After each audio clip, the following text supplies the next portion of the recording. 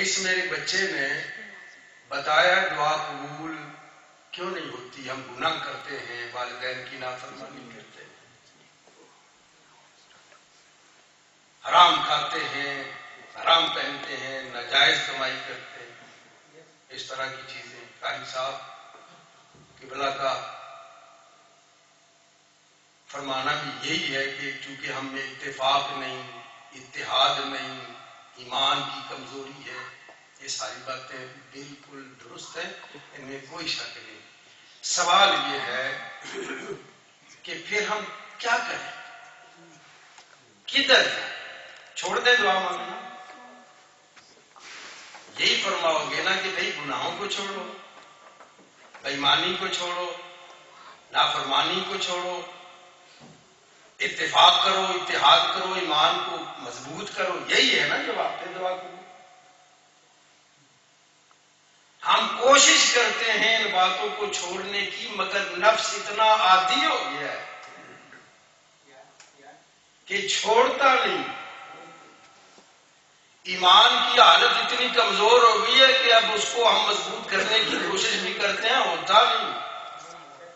تو پھر کریں کیا؟ گناہ تو چھوٹتے، میں لمبا وقت نہیں آپ کا لینا چاہتا، صرف آپ تک ایک بات اگر آپ سننا دوبارہ فرمائیں۔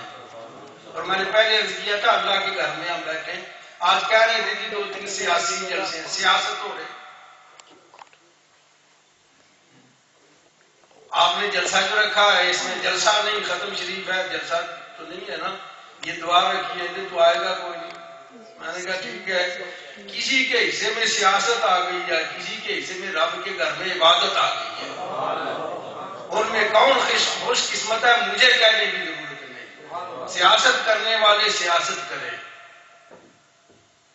وہ جو کمائیں ان کی کمائی ہے، اور رب کے گھر میں آنے والے عبادت کریں، جو یہ کمائیں گے یہ ان کی کمائی ہے۔ اب کیا کریں؟ گناہ نہیں چھوٹتے بھائی، ایمان کمزور ہو گیا، کیا کریں؟ دعا چھوڑ دیں، جب قبول ہی نہیں ہوتی چھوڑ دیں۔ چھوڑ سکتے آپ دعا کو؟ نہیں چھوڑ سکتے۔ دعا پھر بھی کرتے رہو، گناہ ہو رہے ہیں چھوڑنے کی کوشش کرو، نہیں چھوٹتے دعا کرتے رہو۔ میں ابھی چند دن پہلے دیکھ رہا تھا، کتاب میں لکھا تھا کہ بہت بزرگ 90 سال، اس نے 70 حج پیدل کیے۔ 70واں حج جو تھا نا، اس میں اس کا ساتھی ایک 20 سال کا نوجوان تھا، کعبے شریف پہنچا، تلبیہ پڑھا، یہ اللہم لبیک اللہم لبیک، آواز آئی لا لبیک لا لبیک۔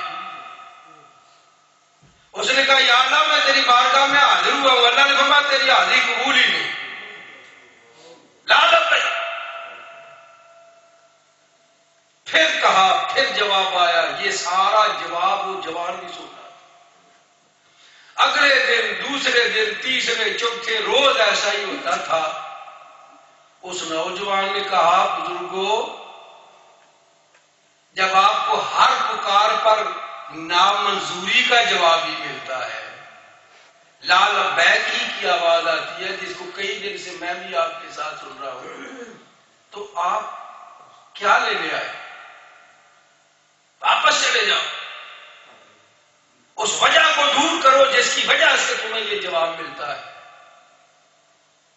سنیے، اس نے کہا بیٹے یہ آج پہلی مرتبہ نہیں ہے، 70 سال سے آ رہا ہوں، 70 سال ہو گئے ہیں، اور جب بھی آتا ہوں مجھے یہی جواب ملتا ہے، 70 سال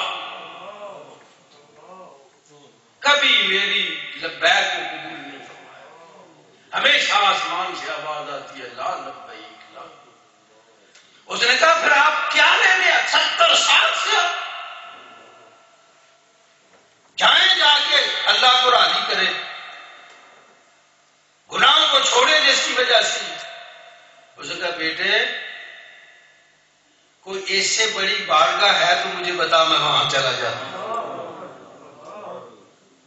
کہاں جاؤں مجھے یہ بتا، اس در کو بس اس کی زبان سے یہ لفظ نکلے تھے، آواز آئی بندے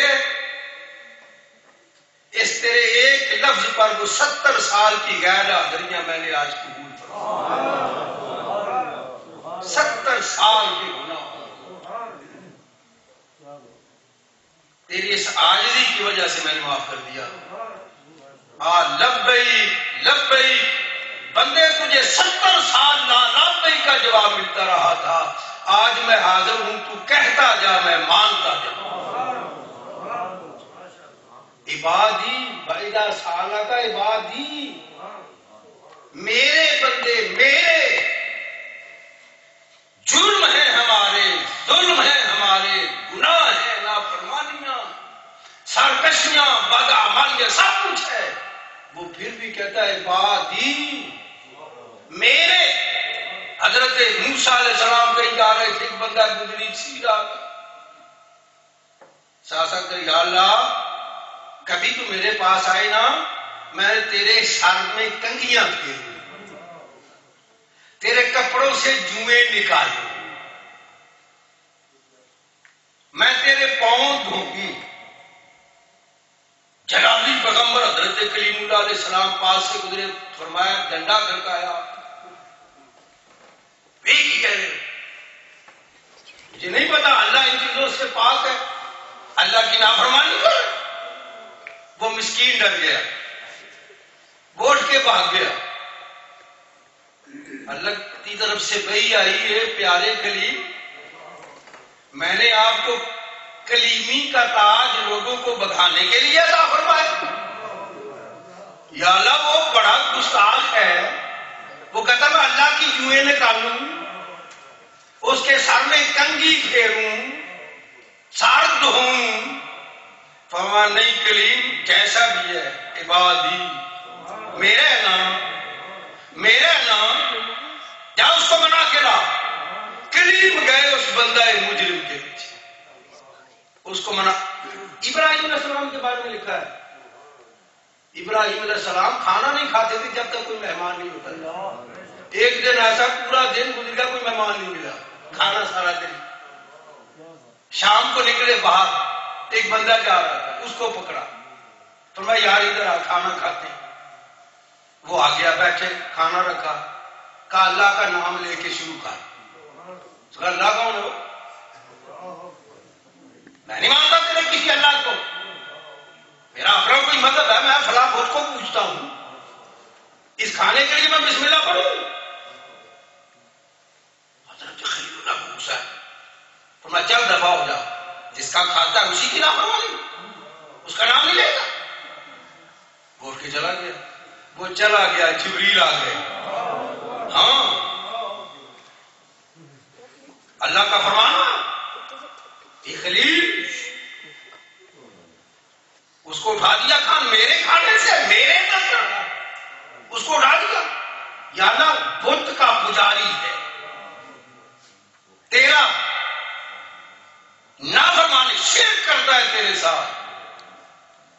فرمایا پھر بھی میرا ہے، وہ پھر بھی میرا ہے۔ اس کو بڑا بٹھا دسترخوان پہ، جو کہتا ہے کہنے دے، رزق میرا ہے، کھانے اس کو بڑا کے لائے۔ فرمایا بھائی کھا کھانا، اور جس کو چاہتا ہے اس کو، وہ جانے اور تو جانے۔ یعنی بلکہ میں تو قرآن سے بتا سکتا ہوں، شیطان سب سے بڑا نافرمان شیطان ہے نا بھائی، ہے نا؟ کوئی شک ہے؟ رب کے سامنے کوئی اکڑا ہے تو صرف شیطان ہے۔